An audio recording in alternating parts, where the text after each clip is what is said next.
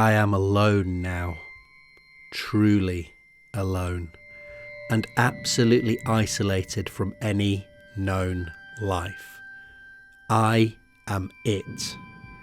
If a count were taken, the score would be 3 billion plus 2 over on the other side of the moon, and 1 plus God knows what on this side.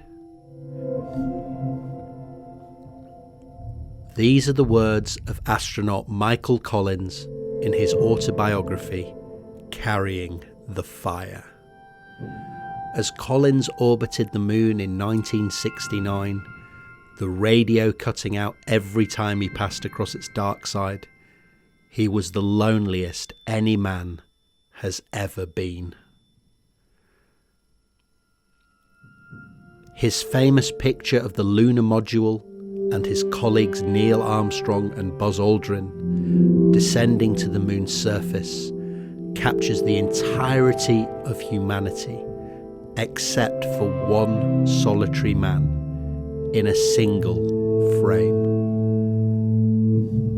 It's a beautifully haunting picture and realization, an image that has the power to make you feel at once tiny, but also part of something greater. An image that made a young scientist realize that he wanted to make his own contribution and try to make sense of the great dark beyond. I can't quantify how much my interest in science owes to great pioneers like Collins and the awe-inspiring moments like that which he captured on film. But I do know that that contribution was not zero. It was certainly significant, and for that I owe, thank, and will always remember him. A good friend sent me a message yesterday containing a sentiment that I have seen a lot over the last couple of days regarding the life of Michael Collins. He suggested that despite Collins's awesome contribution, despite the incredible responsibility he bore of guiding 2 colleagues to the moon and returning them safely, very few will remember Michael Collins' name, especially in comparison to those of Neil Armstrong and Buzz Aldrin, because Collins went to the moon, but he didn't walk on the moon. It was a realization that initially made me a little sad and inspired the making of this video, but also made me realize a failing in my own life and in the way we tend to view our accomplishments. We tend to fixate on the final, tiny things that we haven't achieved, rather than on the things that we have.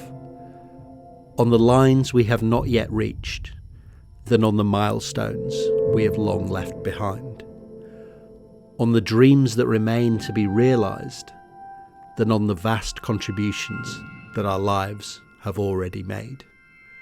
Of course, a will to strive for attainment and self-improvement is positive and vital.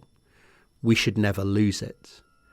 But we should also never downplay how far we have come. Don't forget Michael Collins because his feet didn't tap the lunar surface.